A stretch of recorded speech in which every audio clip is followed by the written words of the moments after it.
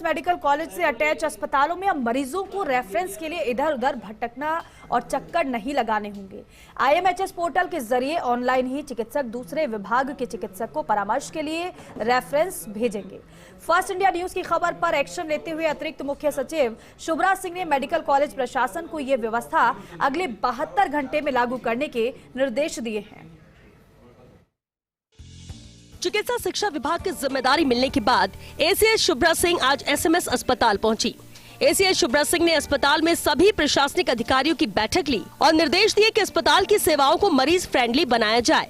उन्होंने निर्देश दिए कि अस्पताल की व्यवस्थाएं रोगी केंद्रित हों। ये ध्यान रखा जाए कि मरीज और उनके परिजनों को जांच, दवा, उपचार सहित अन्य सुविधाओं को लेकर परेशानी का सामना न करना पड़े। उन्होंने कहा, अस्पताल में मिलने वाली सुविधाओं में तकनीक का उपयोग कर ऑटोमेशन मोड में लाया जाए। बहुत गर्व का विषय है राजस्थान के लिए कि SMS अस्पताल नॉर्दर्न इंडिया का सबसे बड़ा अस्पताल है। मैंने देखा कि जितना यहाँ पे आउट पेशेंट लोड है, जितना इन पेशेंट लोड है, जितने बेड्स हैं, इतना तो दिल्ली के एम्स में भी नहीं है। ये मुझे भी नहीं पता था, ये मेरे अभी जानकारी में आया। तो उसके हिसाब से क्या सुविधाएं रोगियों को दी जानी है, क्योंकि पूरे प्रदेश की जो जनता है वो SMS की ओर आती है अपनी गंभीर बीमारियों को लेकर।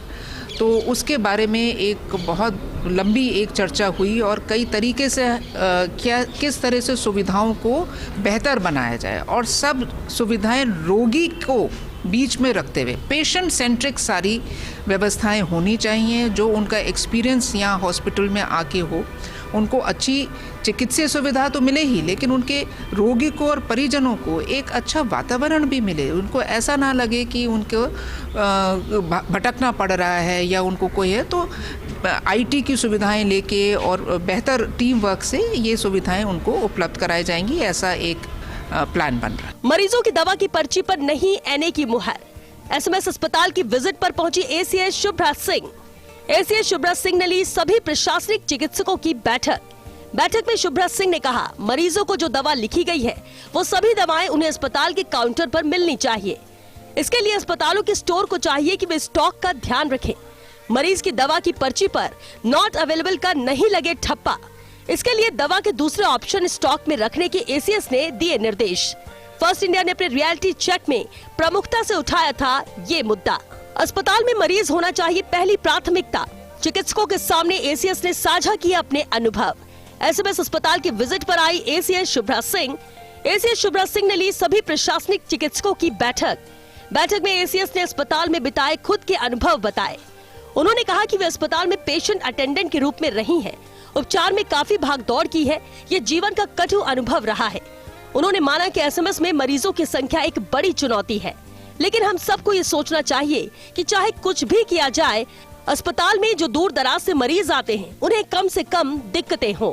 बैठक में ACS ने बिलिंग सिस्टम को भी जल्द ऑनलाइन करने और बार कोड लगाए जाने के निर्देश दिए, ताकि रोगी और उनके परिजनों को अस्पताल के एक हिस्से से दूसरे हिस्से में जाने की परेशानी से मुक्ति मिले।